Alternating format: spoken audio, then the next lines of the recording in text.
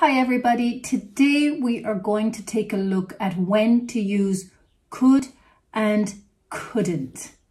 So we use could and couldn't for ability in the past, for permission, for requests, for offers, and for possibility. So yeah, we use it in a lot of different cases. Okay, let's start with could and couldn't for general ability. Now, what do I mean by general ability? Well, I mean it's something that you have learned one time and that you are able to do again and again. For example, swimming or riding a bike or learning to read or learning a language. For example, I could swim when I was 5. I couldn't speak English until I took English classes. My dad couldn't play guitar. I could ride a bike when I was 10. So notice these are all general abilities in the past.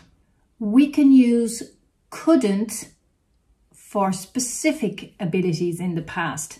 Note that we can't use could for specific abilities in the past. Let me give you an example. You can say, I couldn't find my keys. So that's a specific example. It's not something like learning a language. Or I couldn't call you yesterday because I was in a meeting. However, you can't say, for example, yesterday I could open the window. No, you would have to use the able to structure. I was able to open the window yesterday. Or in the negative, I couldn't open the window yesterday. But we can't use I could open the window yesterday. So that's the difference. We cannot use could for specific abilities in the past. We use the could have plus past participle for abilities that we had in the past but didn't use. For example, I could have opened the window, but I didn't even try. I could have learned English if I had tried, or I could have been a great guitar player if only I had taken lessons.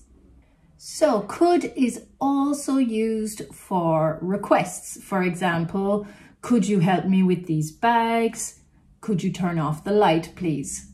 So it's like a polite way of asking a request, and it's more polite than can. We also use could as a way of expressing an offer to help someone. For example, we could say, could I help you with your bags? Or could I pour you some water? It's more polite again than can. We also use could for possibility, but it's a little more uncertain than can. For example, we can go to Spain tomorrow, or we could go to Spain tomorrow. It's definitely a possibility, but the could means it's a little more uncertain. Another example is we can win, like it's rather positive, right? Rather than saying we could win, it's a little bit more uncertain. We cannot use could for impossibility. Let's take the previous example, we can win. Let's make that a negative. We can't win. There's no way we can win. We can't win. We cannot say we couldn't win. We couldn't win is more talking about the ability in the past, okay? So it's not used for impossibility. We sometimes say in English, it can't be true. It can't be true. We cannot say it couldn't be true. It couldn't be true. No, we don't say that. So be careful to never use could for impossibility or couldn't for impossibility. So I hope that helps you with the use of could and couldn't. And if you want to comment in the description below and use sentences with could and couldn't, I will correct them, and that way you get some practice to make sure that you can use this structure properly. Thanks, see you again.